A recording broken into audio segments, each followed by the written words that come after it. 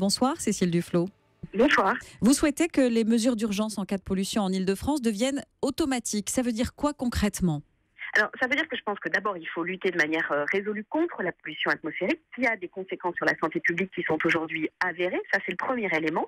Et qu'il faut le faire de manière durable, de manière massive. Mais il faut aussi mettre en place plus facilement les mesures d'urgence qui sont disponibles, notamment la circulation alternée, sans qu'il y ait cette espèce de sketch auquel on assiste entre des élus locaux comme Madame Hidalgo, Monsieur Huchon, qui demandent à raison la mise en place de la circulation alternée, et la ministre qui s'y oppose puisqu'elle a autorité sur le préfet de police. Donc je crois vraiment qu'il faut qu'on dise qu'à partir du moment où il y a un pic et qu'un pic est annoncé le lendemain, ces mesures peuvent être mises en place de manière automatique sans qu'il faille organiser un débat entre responsables politiques. Alors Ségolène Royal, effectivement, veut manier avec précaution cette mesure de la circulation alternée. Elle dit que ça embête beaucoup de monde.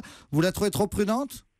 C'est pas une question de prudence, c'est une question de responsabilité. Est-ce que oui ou non, on a les moyens avec ce dispositif qui n'est pas une situation, qui n'est pas une solution durable. Je l'ai dit, il faut absolument travailler sur la réduction de la pollution à la source, notamment sur le trafic automobile et le trafic des camions. Mais on a bien vu l'efficacité immédiate de la circulation alternée sur la baisse du pic. Donc, il faut pouvoir le mettre en place.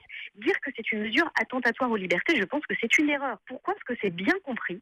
C'est bien compris notamment par ceux pour qui c'est contraignant, je le reconnais bien volontiers, que l'objectif, c'est de favoriser la santé, d'éviter que les gens respirent mal, parce que les conséquences sont les plus néfastes sur les personnes âgées, mais aussi sur les enfants et sur les bébés. Donc, prendre cette décision-là, c'est une décision responsable. La ministre de l'écologie n'est pas assez écologiste ?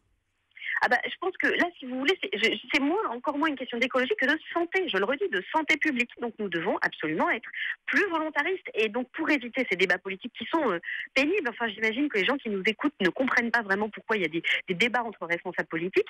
Eh bien, nous simplifions le système. C'est automatique, c'est très simple. Au-dessus d'un certain pic, avec une annonce de pic le lendemain, la circulation alternée devient automatique. Tout le monde est prévenu.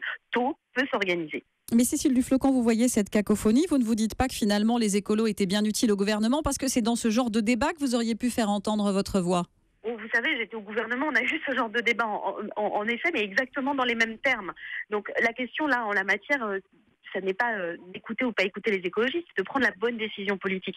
Anne Hidalgo, à ma connaissance, même si elle fait beaucoup de choses qui vont dans le bon sens, notamment sur la question de la pollution, ne se revendique pas comme écologiste. Donc la question, c'est ceux qui ont compris la nécessité d'agir de manière plus volontariste pour le climat, contre la pollution, pour la santé, et le lien et la santé et l'environnement. En fait, c'est un vrai débat politique de fond, là où vous avez raison, sur le cap qu'on donne à l'action globale. Et aujourd'hui, ce cap-là, et on le voit dans certaines expressions, ne va pas dans le bon sens. Le cap n'est pas le bon, et le cap de Ségolène Royal en particulier, si je vous comprends bien.